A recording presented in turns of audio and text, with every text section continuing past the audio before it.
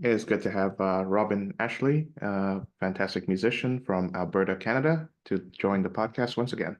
Robyn, how are you? Thanks. I'm good. Thanks for having me, Chong. I'm really happy to be back. We haven't talked, and I think it's been about how long has it been? Like 6 months, 7 months, Yeah, roughly, maybe? roughly, yeah. Yeah. So it's nice to chat again and connect. hmm Yeah. So you've come out with a couple of new singles since Mhm. the last time we spoke, and I think it would be worthwhile to uh, talk about all of them. Sure. I think the first one that you release, the first one or the latest one that you release is called Everything's Change, and Yeah.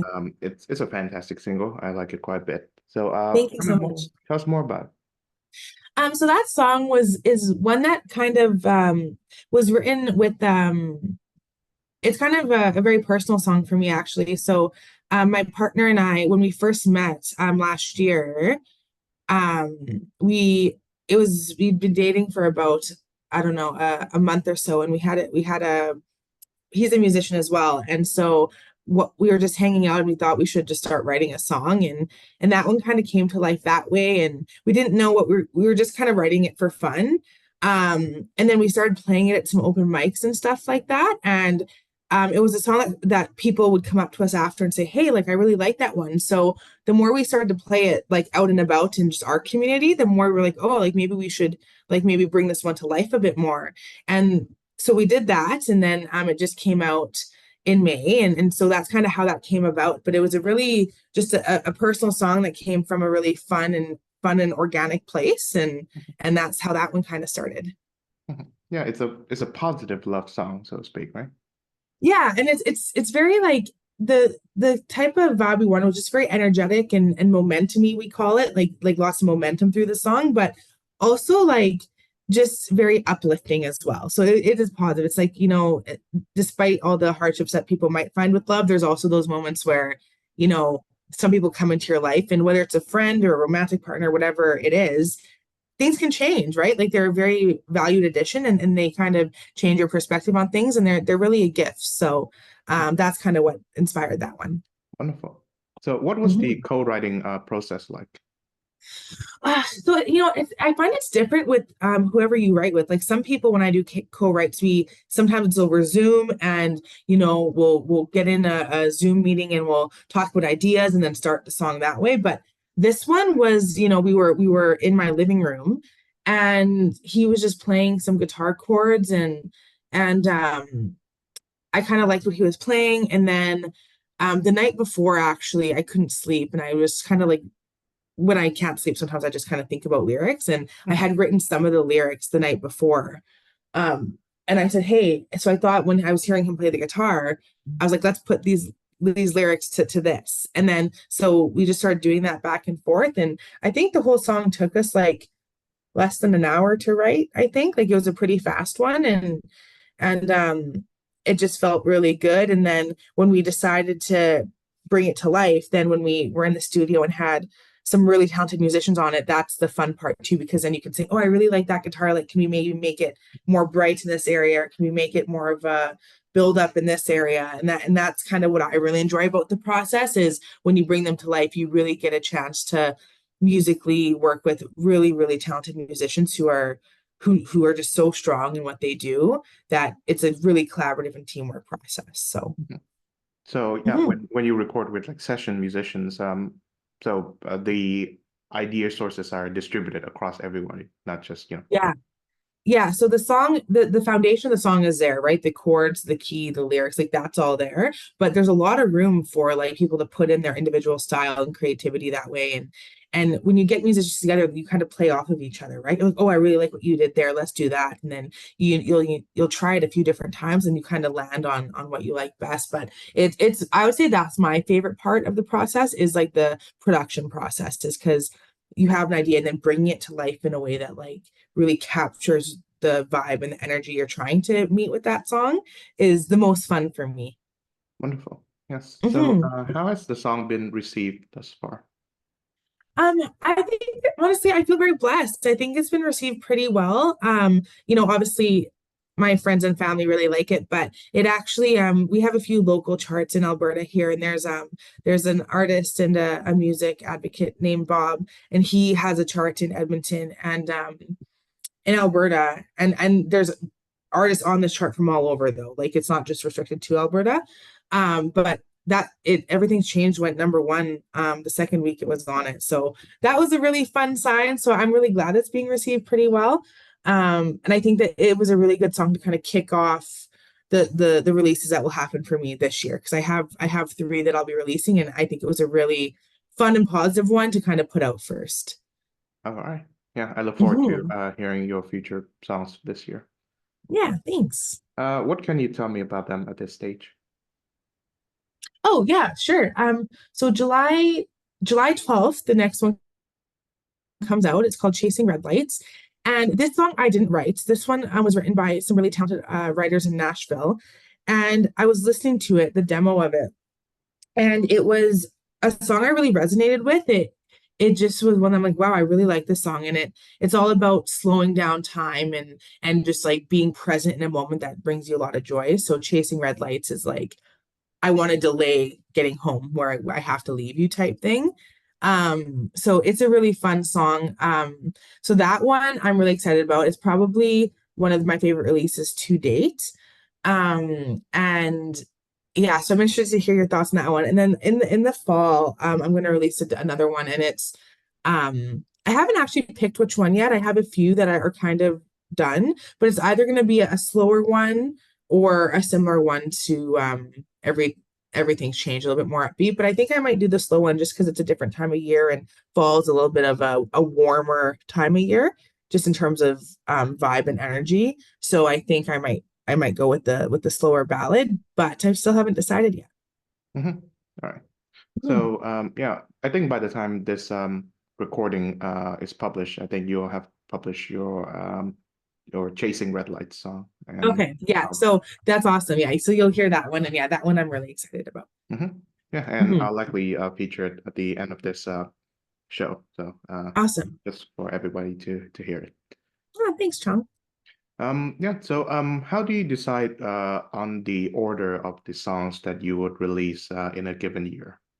Yeah, so I kind of talked to a few of the people closest to me. Like I'm an independent artist, so I don't have a team. Like lots of artists have, management and a bunch of people a part of their team that they work with who help in those decisions. But for me, it's really just the ones that I think um tell the story I want to tell in the order that I want to tell it or depict like how I'm feeling at that time. But I think for me, the reason everything's changed went out first is because it's such an energetic song and it sets the tone for the energy I want to have throughout this year and kind of what I want to lead up to by the end of the year.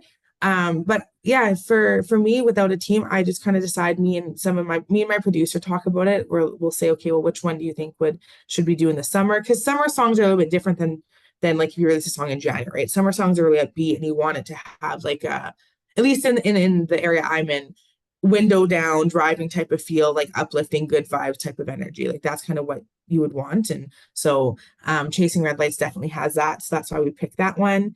And then I've never submitted a song to like radio before. I get played on community stations, but the national in Edmonton we have Kiss and Country, and there's a lot of country stations who kind of play the bigger artists. I've never submitted a song there before, so I'm also trying to kind of enter that realm and learn about that process, which is new to me. So thinking about songs that might be received well from that lens as well, and kind of getting some advice from some trusted people in my community in Alberta. So there's a lot that goes into it, but sometimes it's just which song you like, to be honest, for the Mhm. time in which you're releasing it. Mhm. Wonderful. Okay. Mhm. I'd like to talk about the single that you released before Everything's Changed, and I believe the song is Bad Thought. Yeah, sure. Yeah, Yeah. it's a fantastic song. I think I'd like to hear from you. What was the inspiration behind that? You know what? That one is a fun song, and I'm kind of like trying. Like I know I'm in the country realm, but I wouldn't necessarily call myself a traditional country artist. I take country influence, but I also have a very rocky edge to my sound, and so I call my genre sparkle rock. It's like very. bright and it has a lot of edge to it, but it also has influences from country and pop. So it's kind of its own little amalgamation. And Bad Thought is definitely more on the edgier side. And this song was just kind of like we were kind of talking about, well, you know how someone might be in your life and you know they're bad for you, like you know that like they're not somebody that you should probably like be interacting with, but at the same time, like you want to because like you just have that connection or whatever it may be. And so it's kind of a play on words that way. But it was a really just again edgy song and it turned into one that like especially the outro, how it kind of repeats itself. It was kind of cool from a writing perspective and I liked the end and how it was catchy. So I was like, we'll put this one out.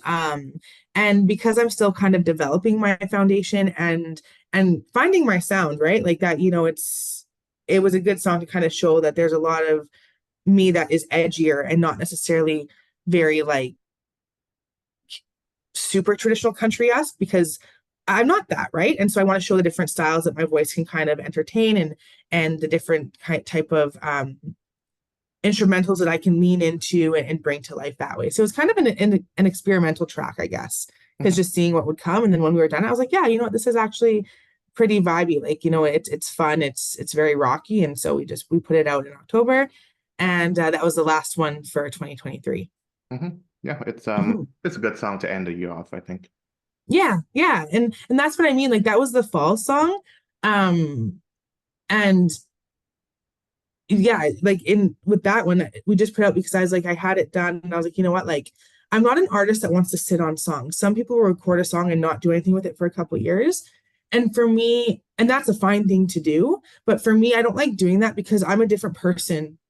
Like I'll be a different person in 6 months and I might feel differently about this piece of work in that time. So when I'm done a song, I at least right now, my mentality is I kind of want to release it, in a somewhat timely manner, just because I know the artist I'll be 6 months, a year from now is going to be different than what I captured in this piece of art today, if that makes sense. Yes, I understand. Mhm. Um, Yeah. so given Bad Thought has been released and I'm sure it's been well received, Mhm. do you think that you would do more rock inspired songs moving forward? Yeah, yeah, I think so, Chung. Honestly, like I really the sparkle rock kind of phrase that I like to use now. I do. I think I wrote a song recently and it's not produced or anything, but it's called Bobby from Dallas. And it's about a lady that I met in an airport as I was traveling back from Nashville and our flight got canceled and me and her ended up getting really, really close. And she's actually a very dear friend of mine now, but she's 94 and she's traveling to my hometown of Edmonton. And we ended up just connecting. And so I wrote a song about her, and it's called Bobby from Dallas. And that song is very, very classic rock inspired. So I think just kind of where my writing is leaning now, it is there's definitely country influence because that's the music I love is country music. But when I'm writing, I'm noticing now that it's very like momentum-y, and there is definitely an edge to it that you don't necessarily hear in some traditional country or some of the honky tonk country that like is out there. So I'm interested to see where my sound goes too, because sometimes I'm like, I'm not sure where this is going to end up. And then when we're in the producer setting, you hear people do different things. I'm like, oh my gosh, I like that. And lots of times it is rockier. So Mhm. Yeah, I'm excited to mm, hear that song too. yeah, Dallas. thanks. Yeah. So how do you split your time between Nashville and Edmonton? So that's a really good question. Like I'm still very much like emerging and I don't spend a lot of time in Nashville, but I have been there twice in the past. I guess in the past year I've been there twice and my hope is to definitely maybe go down once or twice a year. And just build relationships down there, write with some writers down there. And also just kind of experience like because that is Music City, but I also find that like there's a lot of local writers and stuff. So I'm just trying to find people who kind of have the same um, vibe as I do and kind of want to write the kind of music that I would sing. So I'm still exploring that out, but I would definitely say once or twice a year is my goal. I'm hoping to go back in October for the Josie Music Awards. They're in October. They're the Independent Music Awards out of Nashville. So I'm hoping to go then. And then after that, I might go down in March, but it's looking like twice a year I go, once or twice. So Mhm. mhm. Yes. How would you compare the country music scene of Edmonton to that of Nashville? Um, Alberta's very strong country scene. Like we Right. have a very, very tight-knit community. We have so many talented artists, and I know you've interviewed like quite a few of them. We have so many talented artists in Alberta. So I think, and just because, the type of province we are, country music is definitely valued and appreciated and loved here. So I would say we have a very strong country scene, and a lot of people from Alberta just like even just go to Nashville for vacations and for bachelorette parties and that type of thing. So I would say it's lively. Nashville is obviously its own thing because there's so much. Like you have the Broadway strip and there's all the bars and the live music, and every bar has live music on each floor. Like it's insane. Have you ever been to Nashville, Chung? I've never been to America, period, so I Oh, can say I okay. have been. Yeah, okay, cool. So, it's something I think that's quite fun. I think everyone should experience it. I personally, now that I've been to Nashville, because last year was the first year I've never been before last year, I actually would like if I was going to say, okay, am I going to Vegas or am I going to Nashville? I'm going to choose Nashville, but that's just because like I'm so music centered. But it's a very fun experience, and so I think everyone from Alberta, lots of people from Alberta, we all want to do the Nashville thing, and especially us artists. A lot of us value going down there because it's a good opportunity to learn, and for me, I always want to be I don't want to like I guess the least experienced in the room because I always want to work with people who are better than me, right? So I can grow as a writer and I can grow as an artist and understand and grow my business in a way that I'm being influenced by and mentored by people who are really established in their field. So that's another reason I really like Nashville is for that. Mhm. Because Wonderful. that's where those people are, right? Lots of those people are in Nashville. Yeah, I look forward to having a chance to go there.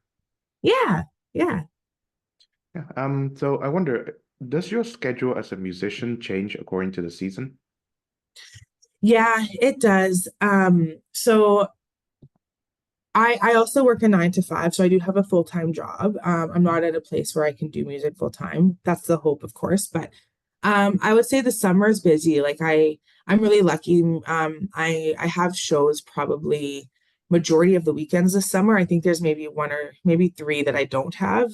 But summer's a lot busier than the fall, so to speak. But I think it's just in the realm of shows. Like I think in the fall, I do a lot more writing than I do in the summer just because of time with balancing it all with my full-time job and like shows and stuff like that. But even at Christmas, like I love just singing within the community and whether it's my music or not. Like of course I want to sing my music, but I also people like hearing songs they know. And especially at Christmas time, like going around and like singing Christmas carols and that type of stuff adds a lot of value because it just brings people joy, right? So December is quite a busy month for me as well. But I would say, yeah, January, February are a little bit slower, and then October, November are not as busy, but the other months are pretty the same, I would say. I see. So I'm guessing Mhm. whenever you do not, whenever this is sort of off season for performing, you do much of it for songwriting and recording, I suppose. Yeah, exactly. Yeah. I have two more songs that are half done in the studio, and I'm hoping to finish those in September.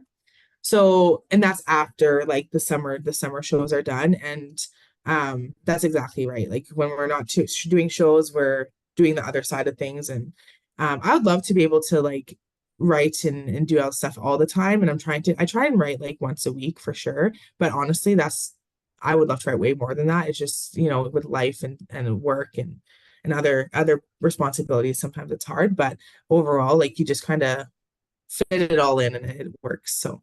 Mhm. Yes, of course. And I'm guessing you're the kind of person who likes to keep herself busy. Oh yeah, you know what, Chung? Honestly, like, I won't get too much into this side, but I was in a car. I don't even know if we talked about this last time, but I was in a car accident. Did I tell you this last time? I don't believe so. No. Okay, so I was in a motor vehicle accident a year and a bit ago, and that I have some injuries from that like I'm getting better. I'm in a rehabilitation program, but it's impacted my ability. It's definitely changed the way in which I structure my day in my life currently. So it's been so frustrating because I'm such a busy person at heart. Like I love keeping busy. I love being productive. I have goals and I know what I need to do to meet them, which requires a lot of like work, right? And something that I've really struggled with is not being able to be as busy in relation to the direction I want to go and having to make time for, my rehab program and all those things. And even just working hard to get back to work because my accident has impacted my full-time job a little bit. But yeah, I'm such a busy person at heart and I love being busy. I love being out and about and I'm definitely, want to use all the hours in the day that I can to just spend quality time with people I love because that's really important, but also like work towards music goals and personal goals and stuff like that. So, I see. Yeah, I'm terribly sorry to hear about the accident. oh, that's okay. You know what? Honestly, like, it will be fine eventually, but I think, life just gives you cards and everything happens for a reason. So whatever the reason was for this, there is a reason and that's okay. It will just be a part of my life that I look back on, but it'll be fine. So thank you though. Hmm. I hope the readjustment has been, smooth. Yeah, it's like so I have a pretty severe concussion, which is like I didn't know much about concussions until I have one, or like now that I have one. And it's been a very eye-opening experience, because it's an invisible injury. Do you know what I mean? So like, you don't, it's not like I have broken bones that people can look at and be like, oh, she's like going through this. So a lot of my rehabilitation is about working with my cognitive and my vision actually. My vision's been impacted quite a bit. So how my brain processes my stimulants has changed. So we're trying to get it back to a normal pace, so I don't get triggered and able and are able to do pre-accident activities, which it's been going really well. It's actually amazing, the type of work and research that's gone into concussions and concussion care, but definitely something I wasn't aware of until I had to go through it. So, Mhm. Yes. So mhm. in reference to your latest song, Everything's Changed. Yeah, and you know what? So that song, Everything's Changed. So there's a verse in there that says like you're the light that came when my world was dark, and when we wrote that song, I was in a really I was in a tough place just mentally for myself because I had a really hard time adjusting to the changes I had to make in my life following this accident. And so, I was probably the worst place I was in this accident situation was around that time. And then my partner, I met him just he came into my life and that's where that lyric came from is that like, all of a sudden I had this light and this person who added so much to my life when I was in a place where I wasn't necessarily doing super great. And so I was really grateful for him in that way. But yeah, that's it. That's exactly what that song came from, to be honest. That's that correlation is exactly it. So mhm. It's wonderful. Mhm. So finally, I'd like to talk about a single that you released sometime after our previous conversation, which is Empty Frames. And Yeah. I wonder, was that song released during your more, I guess, sadder times? So yeah, so that song actually, so that song's actually about my grandfather. And All right. and my grandfather passed away in 2018, in a really unfortunate way. And um, so the reason I put that song out that day was because it was the 5 year anniversary from that situation. And it was just like a part of my healing process, honestly. Like I was really close with him and my family. So when he passed away, it was a really big adjustment and a really big thing my family had to navigate just in the circumstances around his death. And and so that song kind of was just I wrote it on his birthday, actually. I don't know what year. Like it was definitely um if a year or two before it came out. And it was just something I was thinking about in our relationship. And he was the most important person in my life. And near the end of his life, he had a significant change in personality and just based on the type of sickness he had and what he was going through. And so instead of like letting us help him through that, he kind of pushed all his family away. And I don't and so it was hard for us. And that song was just about him and that healing journey. And so I I wrote it and we recorded it, and it was it's just a sentimental piece that I put out on the 5 year anniversary from that situation. So that's that one, the story behind that one. I see. Yeah. So was his illness of a mental nature? It was he had cancer in his brain, Oh, So yeah, he had cancer in his brain. And it didn't start there. It actually started like just on his cheek from skin cancer, and then it moved its way up to his brain. And so the personality and and I think people who have family members with Alzheimer's and dementia, like people who have family and close loved ones who really change in their personality, and it's a difficult thing for sure. And the person he was when he passed away wasn't the person that like we knew for our whole life, right? So but at the same time, that's not his fault either.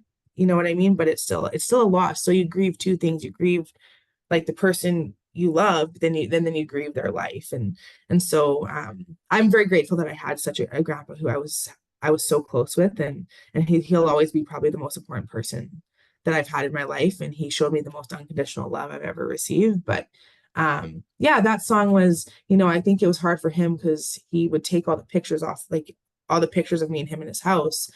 When I was in there one day, they were all down, like they were all off the walls, and everything. There was no sign of his family anywhere in his apartment. And before that was just what his house was his family, pictures everywhere, and just like, and so I think he was having, however he dealt with his illness, and how, I think he did that for whatever reason, I don't know. But it was hard for us to see that because we care about him so much, and it was a hard thing. And a lot of people go through that though, right, with their family members. So but that's where the title Empty Frames came, because like just because you don't see someone on your wall doesn't mean they don't love you and aren't gonna care about you, type thing. Or yes. you're gonna forget them, yeah. Mhm.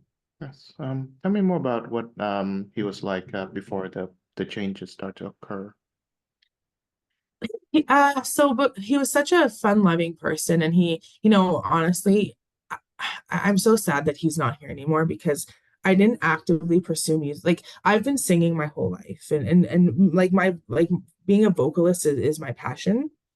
But I always did it like in my community and behind closed doors, but I never like went out as an artist until like quite recently, like in the past couple years, just because I was like scared to, honestly. Like I don't, and I'm also not like I'm in my 30s, which is not a bad thing, but I felt like I didn't do this when I was younger publicly, so I shouldn't. Like I felt like I missed my boat a little bit, and I'm kind of sad that he's not here to see me doing this now, because he would have been so supportive. And he was a type of guy that everything's figure outable. Like if there's a problem, it doesn't matter what it is, like everything's figure outable.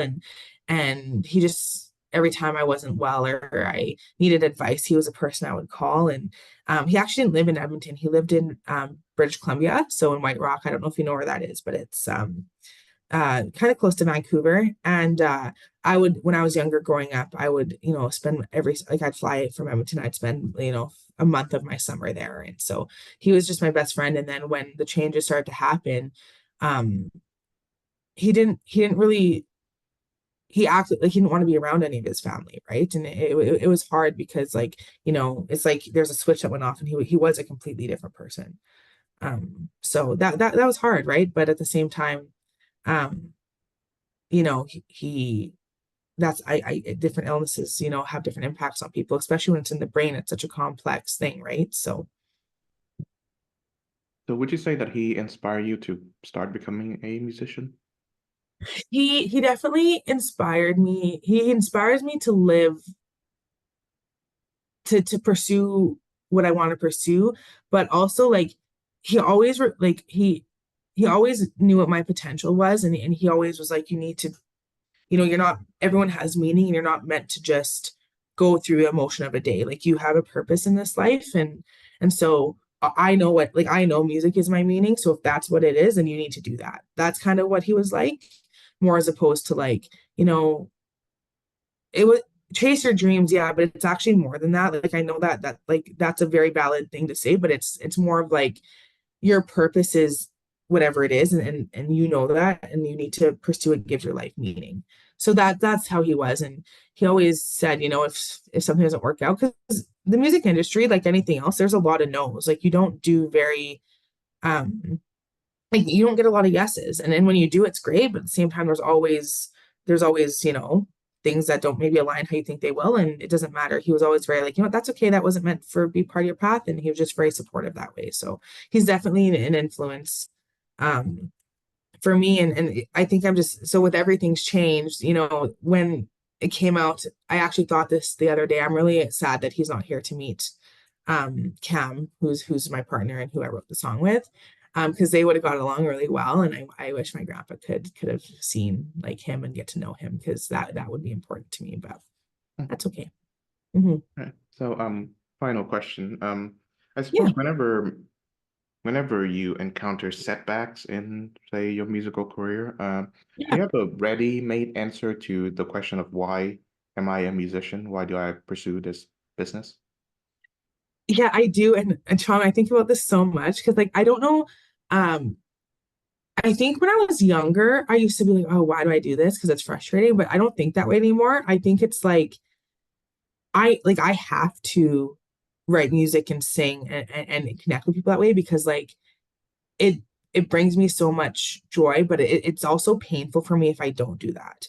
So even if I get a no, I'm just like, okay, well, whatever. It's not meant for me then. But like what I'm chasing isn't like, I appreciate things like awards and like performance opportunities. Like I appreciate those things, and those things are very valuable and they're necessary to kind of like have but I don't chase that. Like, well, so I don't really get the question of like, why am I doing this if I get a no? Because why I'm doing this is actually like to fulfill my love for singing and being a vocalist, but also connecting with people. And I do that all the time when I'm singing and throughout my community. And I just my goal is to have my personal music have a growth and reach, and like have people, connect with like stuff that I love to sing and the messaging I love to send and the energy that I like to make in my music. So my answer to that question is just okay, like it's just not meant for me then, but that's been a road to get there, right? Like when I was younger, I think that's why I didn't start, because I didn't think, I don't know why, I just was scared to and hesitant to and didn't think I was good enough, and all that imposter syndrome stuff that all of us artists feel is a real thing. But no, now it's more of like it's just not meant for me. So I've gotten a lot better at just redirecting myself if a door closes type thing. Well, Hmm. I think that's good now to end on. Thank you very much, Robyn. Yeah. It's been Thanks, enjoying. thanks, Chong. Nice talking to you.